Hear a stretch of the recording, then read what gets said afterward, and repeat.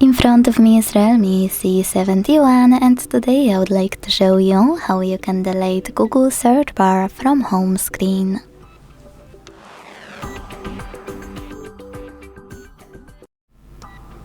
Begin by holding your search bar and waiting for the pop-up to show up.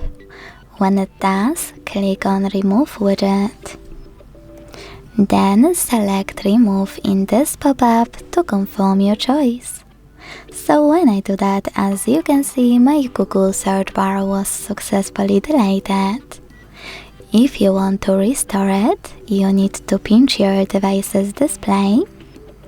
Click Widgets at the bottom in the middle. Scroll down to find Google app, and when you find it, click on it. Then click on search bar widget, hit add, hold it to move it wherever you want to, and let go. Then tap on your home screen.